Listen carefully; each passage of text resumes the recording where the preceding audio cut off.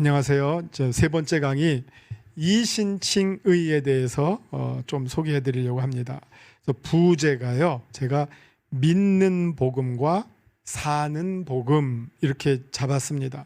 어떻게 보면 이 제목은 우리가 이신칭의를 하면서 지금 믿음으로 의롭다함을 칭함을 받는다. 이게 하나님의 심판의 장면입니다. 하나님께서 우리를 심판하실 때 우리의 믿음을 보시고 우리를 의롭다 하신다 하는 내용이죠. 그러니까 뭘 보고요? 우리의, 이게 제가 여기에 100% 동의하지는 않지만 일단 우리가 지금까지 알고 있는 내용으로 소개해드리면, 우리의 행위나 공로를 보지 않고 우리의 무슨 배경 이런 거 보지 않고 우리의 믿음을 보고 의롭다고 하신다. 이런 말이란 말이에요. 그러면 그 믿음이 도대체 뭐냐? 그럼 믿음은 행위 아니야. 믿음이야. 그러면 그 믿음을 행위가 없는 믿음으로 좁히면 어떤 믿음이 남습니까? 아멘. 저 믿습니다. 입술이나 어떤 심정의 상태, 아주 정적으로 제한하게끔 되어지죠. 아주 축소하게끔 되지죠. 이신칭의를 강조하면 강조할수록. 근데 여기에는 제가 어떤 문제를 설명해 나갈 때 그 당시의 배경을 알아야 된다고 말씀드렸는데, 이 이신칭의가 등장했을 때의 배경을 우리가 알면 이때 말하는 믿음과 이때 말하는 행위가 실제로는 무엇을 가리키는지를 우리가 잘 분별해야지, 그걸 분별하지 않고 글자만 따가지고 오면 오늘날 이신칭의가 많이 왜곡되어져서 그냥 가만히 믿음으로만, 입술로만 아멘, 네, 예스 하는 걸로만 믿음을 정의하는 이런 어떤 축소된 믿음 이해로 간다면, 혹은 이게 종교개혁 때부터 공격받았던 소위 정적주의, 정적은 아주 조용한 거죠. 콰이어티즘이에요. 그러니까 아무것도 안 하는 걸로가 믿음이라고 너네 말하고 있는 거 아니냐? 행동하지 않는다면, 인간이 행동을 하지 않는다면 뭐만 남아요? 동작그만만 남죠. 이게 믿음이야. 그게 진짜 우리가 의의를 얻는 믿음이냐 하는 거. 우리 주님 사랑합니다, 막 눈물 콧물 흘리고 막 감동합니다 하고 아무것도 안 해. 그게 진짜 이신칭의의 진짜 내용이냐 하는 것에 대해서 우리가 한번 따져보자 하는 겁니다. 자, 이신칭의에 대한 설명들을 한번 우리 성경을 근거로 한번 찾아보죠. 이런 말씀들이 이신칭의의 근거 말씀들이 됩니다. 로마서 1장 17절, 오직 의인은 믿음으로 말미암아 살리라. 아주 대표적인 것이죠. 의인은 믿음으로 말미암아 산다. 그러니까 우리가 의인으로 일컬음을 하나님으로부터 받으려면 믿음으로 살아야 된다 하는 말이 되겠습니다. 로마서 3장 28절, 사람이 의롭다 하심을 얻는 것은 율법의 행위에 있지 않고 믿음으로 되는 줄 우리가 인정하노라. 이게 복음서를 보면 예수님이 이런, 사람들 앞에서 나를 시인하면 나도 아버지 앞에서 너를 시인할 것이요. 그래서 이제 믿음이 사람들 앞에서 우리를 시인하는 것, 우리의 신앙을 표현하면 된다는 것, 이게 이렇게 워딩만 따라가면 그렇죠. 너 예수 믿어요? 네 하면 끝이에요. 이게 믿음인 것처럼 되는데, 사실은 이 초대교회 맥락에서 유대교의 어떤 핍박과 로마의 핍박 상황에서 너 예수 믿어 할 때 예라는 대답이, 이게 그냥 지금 우리가 예 하는 것과 다른 거예요. 그때 예는 목숨을 내놓는 예예요. 자기의 모든 기득권을 버리는 예예요. 근데 그걸 오늘 우리가 교회 다니세요? 예. 됐네. 이렇게 우리가 단순하게 이해한다면 이거는 본문을 아주 왜곡해서 좁혀서 이해하는 것이다. 종교개혁에서 말하는 또 행위가 아니라 믿음이다 했을 때 그 행위를 말했던 그 행위라는 말은, 사실은요, 우리가 뭘 찬성하거나 반대할 때 반대요 하는 것만이 반대가 아니라, 악이 진행이 되고 있을 때 가만히 있는 것도 찬성일 수 있어요. 그러니까 뭔가 우리의 행동을 심층적으로 복합적으로 봐야지, 노 모션이라고 해서 그게 노 리액션은 아니라는 거죠. 움직이지 않는다고 해서 행동이 아니라고 하는 것은 아니라는 거예요. 행위를 부정한다고 해서 행위를 뺀다고 해서 행위가 없는 믿음, 이건 사실 있을 수 없는 믿음이에요. 믿음이라고 하는 것은 우리의 전 존재의 반응이고 태도고 작용이기 때문에 이게 뭐 입술과 마음 속에서만 이루어지는 게 아니라 머리끝서부터 발끝까지의 총체적 반응이 믿음으로 나오기 때문에 이게 단순히 행동과 이거를 좁혀서만 믿음을 이해하시면 안 된다는 겁니다. 로마서 4장 3절, 아브라함이 하나님을 믿음에 그것이 그에게 의로 여겨진 바 되었느니라. 맞아, 하나님의 약속을 믿었지. 여러분, 아브라함이 그 약속을 믿은 것뿐만 아니라 그 약속을 믿고 어떻게 했죠? 이사 갔어요. 그의 믿음은 이사 간 믿음이에요. 뭐 믿음의 대목이 여럿 있죠. 물론 아들에 대해서는 중간에 많이 헷갈려 하기도 했어요. 그러나 어쨌든 그 하나님에 대한 신뢰, 하나님의 약속에 대한 전적인 신뢰를 아브라함이 가졌다라고 하는 것이고요. 로마서 5장 1절, 그러므로 우리가 믿음으로 의롭다 하심을 받았으니, 이때 자꾸 믿음을 행위의 대립 개념으로 하는데, 자, 이때 이 행위는 무엇을 말하는지 제가 나중에 설명해 드릴 겁니다. 자, 그 다음에 그럼 도대체 믿음이 뭐냐? 성경을 통해서 보죠. 마태복음 16장 24절 보시면 여기에 믿음이라는 말은 안 나오지만 이게 그리스도인의 삶을 표현하는 말이거든요. 누구든지 나를 따라오려거든.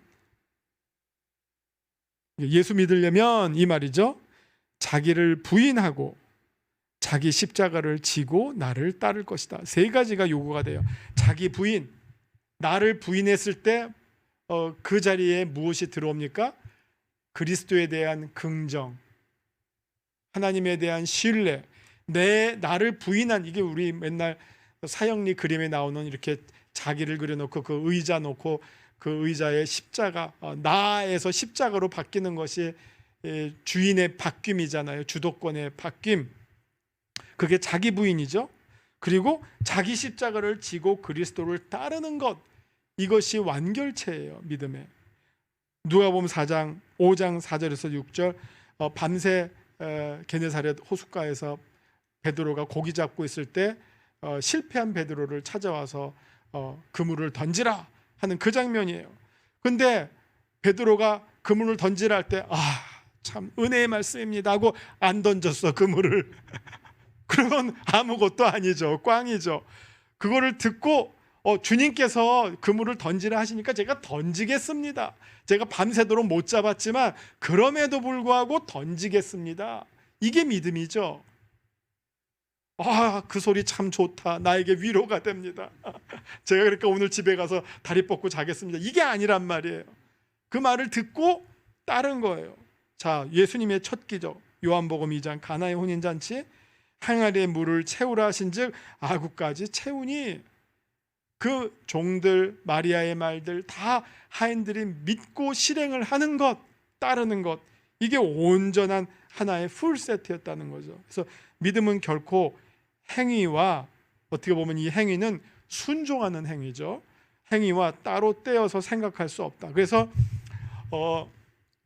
제가 아주 좀 재밌는 사실인데, 보네퍼의 나를 따르라든지 보네퍼의 책들을 보면요, 믿음이라고 하는 단어가 별로 안 나오고요, 순종이라는 단어가 믿음이라고 하는 단어에 나와야 할 자리에 순종이라고 하는 단어가 등장해요. 그럼 믿음은 뭐냐? 아멘 하고 그냥 뭐 이렇게 반응을 하는 것만이 아니라 정말 순종하는 거예요. 순종. 그럼 순종은 뭡니까?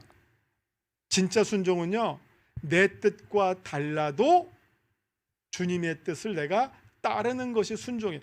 내가 생각해 보고요, 이거는 제 뜻과 맞기 때문에 합니다. 이건 순종이 아니죠. 내 뜻과 다를 경우에도 그 뜻을 따라가는 것이 순종이에요. 아버지가 이거 하려는데 하기가 싫어. 그래도 하는 게 순종이지, 하고 싶을 때 하고 안 하고 싶을 때 안 해. 그건 순종이 아니라는 겁니다. 자, 그 다음에 우리가 여기서 꼭 생각해 볼 게, 사실 이신칭의를 말할 때 거기에 그 배경에서 작동되고 있는 하나의 메커니즘이 있어요. 그게 뭐냐면요, 그리스도와의 연합이에요. 그리스도의 연합. 이 기독교 신앙에서 어떻게 보면 제일, 이게 뭐 교리로 볼 때는 기독교의 정체성을 말하는 것은 삼위일체론이지만 하나님과 우리와의 관계를 말할 때 제일 중요한 것은 연합교리예요. 연합교리. 오죽하면 예수님의 이름이 임마누엘이고 하나님이 우리에게 주시는 제일 큰 축복은 우리와 함께 하시는 축복이 제일 큰 거죠. 연합교리가 어떻게 보면 이거는 모든 기독교 교리의 하이라이트예요. 교회는 뭡니까? 연합한 사람들이 연합하기 위해서 모인 공동체예요. 공동체라는 말이 연합이잖아요. 우리끼리의 연합, 그리고 그들이 그리스도와 연합하는 공동체. 구원이 뭡니까? 그리스도와 연합하는 거예요. 왜 너희가 전에는 외인이었다가 이제는 뭐죠? 그리스도 안에 있는 자죠. 엔 그리스도. 안이라고 하는 말은요, 내가 너 안에, 너가 내 안에예요. 제가 이걸 표현하면 이거는 그냥 붙은 거, 이런 연합도 있지만 성경이 말하는 연합은 이 연합이에요. 내가 너 안에, 너가 내 안에. 이게 완전한 연합이에요. 언제나 그리스도가 내 안에 계시고 성령이 우리 안에 계시고 하나님 아버지가 우리 안에 계시고 내 안에만 계신 게 아니라 우리 위에도 계시고 우리 밖에도 계시고 그런 완전한 연합. 자, 보세요. 그래서 루터는 이신칭의가 세례의 결과다. 이걸 잘 따져보세요. 세례가 뭡니까? 그리스도와 우리가 연합하는 거예요. 세례에 대한 여러 가지 비유, 함께 죽고 함께 사는 거죠. 또 결혼이죠. 교환이죠. 자, 그래서 루터는 이거를 즐거운 교환이라 그랬어요. 연합이. 왜 즐겁느냐?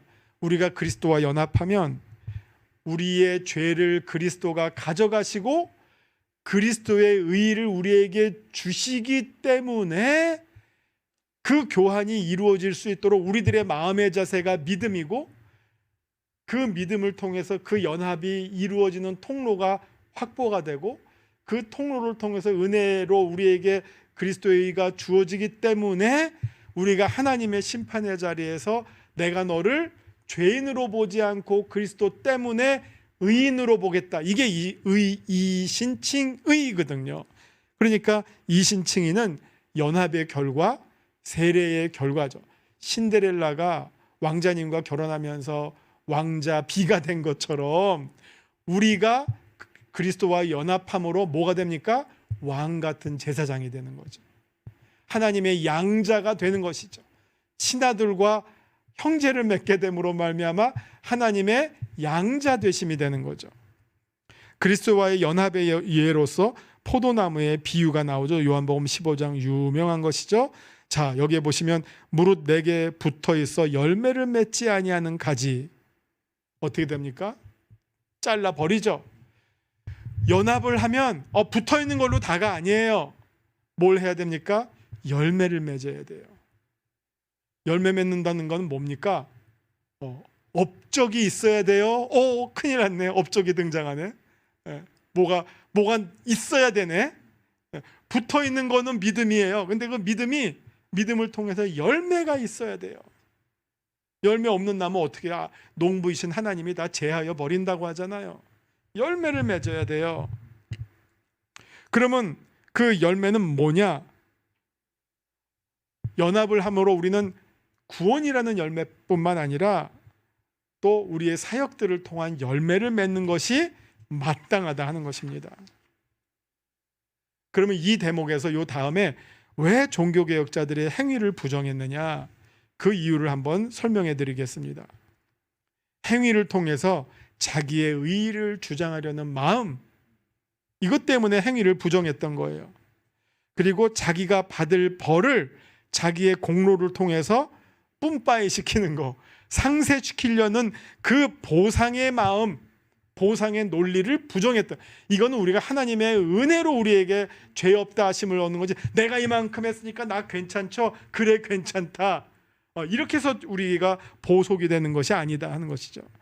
행위를 통해 하나님의 은혜와 믿음을 부인하려는 자기의 어떤 주장을 내세우려는 시도에 대해서 저항했기 때문에 행위를 부정했다는 겁니다.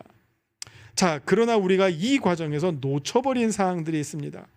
자기 부인을 위해서 자기 행위를 부인하려다가 우리가 마땅히 해야 할 열매 맺는 일, 즉 하나님의 영광을 위하여 그리고 그리스도를 따름으로 해야 할 일들까지를 부정해버리는 오류를 범하게 되었다는 겁니다. 예수님은 우리들에게 자꾸 뭘 요구하십니까? 열매를 요구해요. 너 무슨 일 했느냐? 자, 잘 보세요. 그 열매가 우리가 마땅히 하나님의 은혜를 받고 구원받은 자로서 맺어야 할 열매인 것이지, 그 열매가 우리의 구원에 기여하기 위한 열매가 아니에요. 자, 자기의 의의를 드러내기 위한 행위가 아니라, 업적이 아니라 그리스도의 영광을 드러내기 위한 열매, 이거는 우리가 마땅히 해야 되는데, 하나님의 영광을 드러내기 위한 일들을 우리가 마땅히 해야 되는데, 행위를 우리가 금지한다고 하면서 이것까지를 다 놓쳐버리다 보니까 우리는 열매 맺지 않고 붙어만 있는 가지로 다 했다. 이렇게 우리가 신앙이 축소가 되고 왜곡이 되었다 하는 것입니다. 그 결과 믿음을 너무 단순화시켜서 아무것도 하지 않고 입으로만, 마음으로만 동의하고 지지하는 것으로 믿음을 최소화시키는 잘못을 범하게 되었다 하는 것입니다. 그러면 진정한 이신칭의의 정신은 무엇이냐? 자기를 부인하고 하나님을 긍정하는 일입니다. 이게 오직 은혜라는 거예요. 나의 한 것은 나는 무익한 종입니다. 마땅히 해야 할 것을 한 것뿐입니다. 마땅히 해야 할 것을 한 것뿐입니다. 그 종이 어떻게 했어요? 누가복음 17장을 보시면 자기가 맡겨진 일을 다 한 후에 하는 말이지 아무것도 안 하면서 하는 말이 아니라는 겁니다. 그리고 이 중요한 말인데, 우리가 지금까지 한국 교회가 너무 속죄적 그리스도를 신앙하는 것만 너무 일방적으로 강조해 왔어요. 예수의 피, 우리 다 죄사함만 강조해 왔어요. 그런데 여기에서 이걸 부정하는 건 아니지만, 여기에다가 참여적 그리스도 신앙, 그리스도를 따르는 신앙, 그리스도가 우리에게 맡겨주신 일들을 감당하는 신앙, 이게 속죄적 그리스도냐 참여적 그리스도냐 이걸 나누지 말고 속죄적 그리스도로부터 시작해서 참여적 그리스도로 성장하는 신앙, 이것을 해야지 이게 온전한 이신칭의가 된다. 다시 말하면 믿는 복음으로부터 사는 복음으로 신앙이 확장되어야 합니다. 우리는 맨날 예수 믿고 천국 가자 뿐만 아니라 정말 천국의 시민으로서 합당한 삶을 이 땅에서 살아나가는 것. 다시 말하면 땅끝까지 이르러 그리스도의 뭐가 되죠? 증인이 되는 거죠. 증인은 뭡니까? 그 사람을 통해서 예수 그리스도를 보여주고 하나님 나라를 보여줘야죠. 그래서 저는 마치 이 교회를 비유를 들면, 교회에 대한 제일 좋은 비유가 뭐냐? 천국의 모델하우스다 하는 겁니다. 천국의 모델하우스. 이 교회 공동체는 천국을 보여줘야 되고 신자들도 천국의 삶을 보여줄 수 있는 증인이 되어야 한다. 그러려면 가만히 있는 게 아니라 그들의 삶 속에서 천국이 보여져야죠. 예수 그리스도가 보여져야죠. 복음이 표현돼야죠. 하나님 나라의 이 삶과 가치관이 구현이 돼야죠. 이게 온전한 이신칭의의 신앙이다. 이신칭의의 신앙이다 말씀드립니다. 그래서 정리를 이렇게 해봅니다. 천국은 지적 동의나 심적 지지만이 아니라 몸과 마음과 삶으로 증거해야 하는 전인적 응답으로 철저한 순종으로 표현할 수 있어야 합니다 하는 내용이 되겠습니다. 이상 세 번째 강의였습니다.